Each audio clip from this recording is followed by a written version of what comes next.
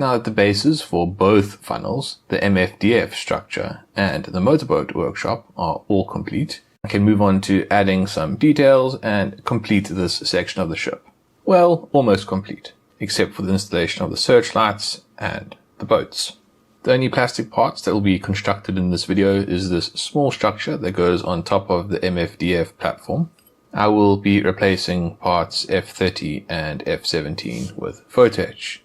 This will also be the first video in the series that features a component from the Super Detail Upgrade Kit's Detail Upgrade Kit. All that I'll be doing is a one-to-one replacement of these F29 plastic components with their counterparts in resin. The resin components from the Super Detail Upgrade Kit's Detail Upgrade Kit will be augmented with photo etch parts from the Super Detail Upgrade Kit itself. Fortunately, it will not be as difficult to construct these components as it was to say that sentence. Once all the photo etch is attached, the parts can be painted, they can then all be glued together, and finally the cardi floats can be installed. I'm going to start by constructing the upper level of the MFDF structure. This is the only plastic component, and because of that it's going to be glued together with plastic cement, and that'll take some time to dry. Also is going to require me to fill in some seams with plastic putty. So I want to do that first just to give everything time to dry. While that's drying, I can work on other areas of the ship. After cutting the components off of their sprue, I clip off the excess plastic and then sand and file the edges to remove the remaining excess plastic. These components also feature a plastic hatch and ladder. These are details that I'm replacing with photo etch, so while I'm cleaning up these components, I also file off those plastic details. Once the components have been sufficiently cleaned up, I then hold them together and glue them together using extra thin plastic cement. At this stage, I'm not going to glue the roof onto these components because it has an overhang, and that overhang is going to make it a bit more difficult to clean up the putty. So I leave it detached at this point and apply the plastic putty to the seam lines. After the plastic putty has dried, I file off the excess and then sand the surface smooth. Once happy with the shape of the walls and ensuring that they are nice and square with the roof, I then place the roof on top of the walls and glue it in place using extra thin plastic cement. The last plastic detail that needs to be installed in this component is this cylinder that sits on top of the roof. That is simple to just put in place and glue down with extra thin plastic cement. Once the glue has dried, I can then install the photo etch components. There is the replacement hatch and ladder, along with an antenna that needs to be installed. I cut these components off the sprue and then fold them. I'm going to start with the components that sit flat against the structure, just because it's going to be easier to handle it. To install the hatches, I position them dry and then clamp them in place with tweezers, and then do any final adjustments to make sure that it is in the correct position, and then I glue it in place by applying extra thin super glue to the perimeter of the hatch using a wire. To glue the ladder in place, I follow the same procedure as I followed for the hatch. The most challenging piece of photo etch on this component is this antenna, and it seems to be pretty poorly designed. I seem to be running into this issue quite a lot with the FlyHawk kit. There are a lot of components that I'm just not really happy with their design. This antenna is another one of those. It doesn't seem to work the way that it is illustrated in the manual. So instead of following the instruction manual for the installation of these antennas, I've decided to replicate what I can see in photos of this area of the ship. To install these antennae, I start with one leg first. I apply a drop of extra thick super glue to its tip, and then I put it in place in the correct position. Once I have one of the legs installed, I can then install the second leg at the top. This then allows me to correctly position the third leg, which should go between these two legs and ensure that everything remains square. This is a very finicky component. It is very delicate, so I do have to be quite careful with how I handle it. If I am a little bit too rough, I am going to break this photo etch apart, and then it's going to be quite difficult to glue it back together again. So I'm really trying to avoid that. Fortunately, I do manage to avoid it, and I'm able to get this component on quite well. I then need to repeat this process on the other side with the added difficulty of avoiding the antenna that I've already installed. Fortunately, I am able to follow the same process as I followed before, and it does go on relatively easily. One thing that I have noticed about these antennas is that they are very long. they are probably longer than they should be. They should either be cut short or they should have a curve on them and then go vertical.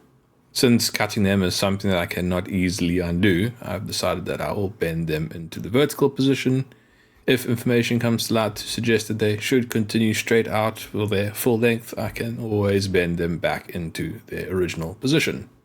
To bend the antenna, I carefully insert it into the photo etch folding tool and then bend it up with my finger. The last of the photo etch that needs to be installed are the support struts that go under these platforms for the searchlights.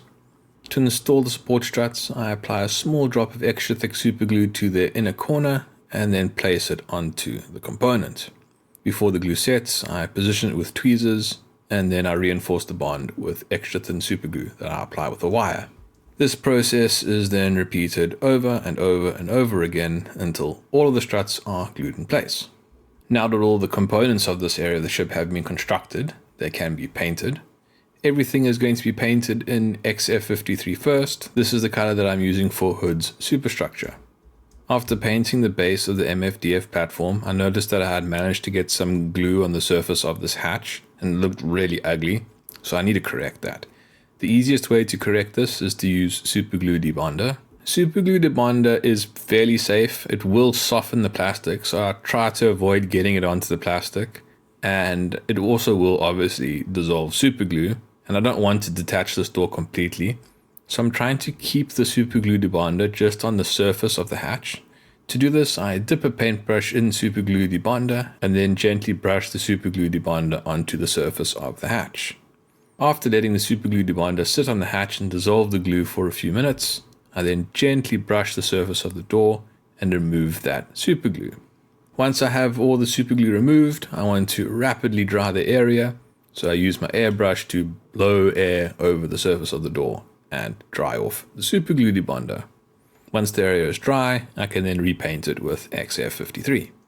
After the XF53 paint has dried, I then paint the horizontal surfaces in XF82. This is the color that I'm using to represent Semtex.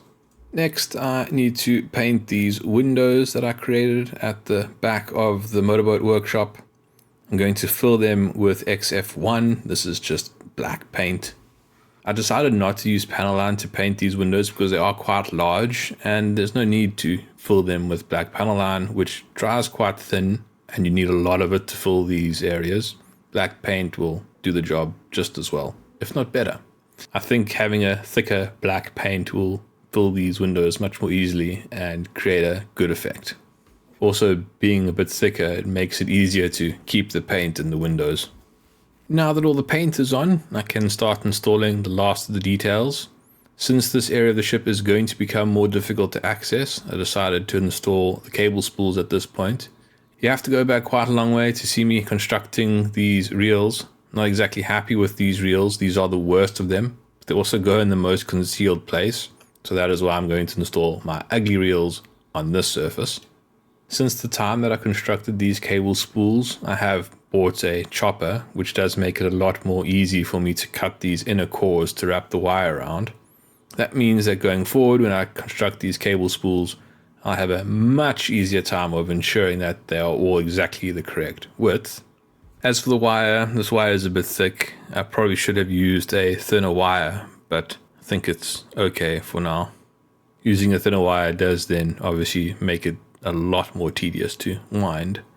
To install the cable spools, I tack them in place using extra thick super glue that I have applied to the base of the cable spool, and then once positioned correctly, I firmly glue them in place using extra thin super glue that I apply with a wire.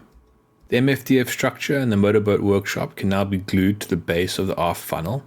Because it is very important that these components all sit together correctly, I'm going to glue them in place while they are loosely fitted to the deck. At this point, I'm not going to glue them to the deck. I want to be able to remove the structure just so that it's easier to work on other areas of the ship once this has been completed.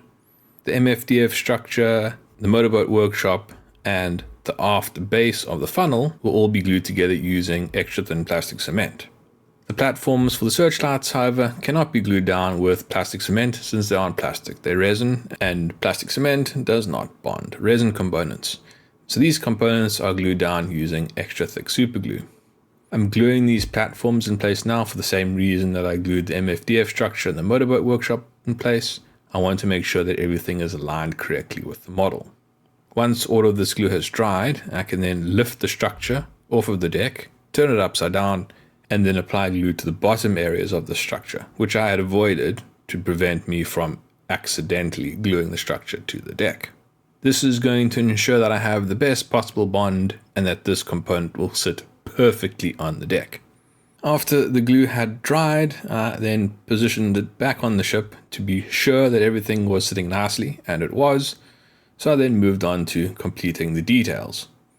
In another previous video, I had constructed all the cardi floats, so now I just can install them, which is fantastic. I don't have to go through the effort of creating these things. I have a nice stock of them ready to go. To install them, I simply apply a small drop of extra thick plastic cement to the positioning holes and then put the cardi float into position. These cardi floats are double stacked, so I apply a small drop of extra thick plastic cement to the center of the bottom cardi float and then place a second cardi float on top of it. 4 cardi floats need to be installed on both the roof of the motorboat workshop and the MFDF structure. The last thing that needs to be installed is the antenna for the MFDF structure. This I position in place dry and then glue down using extra thin plastic cement that I apply to the edge. This almost entirely completes the bases for the funnels. There are, of course, boats that need to be installed on those cradles, the searchlights, and some hand railings that still need to go onto them.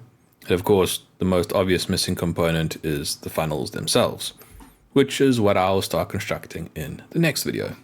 If you would like to support this channel or see how this ship looks when it is completed, then please subscribe. Thanks for watching. Cheers.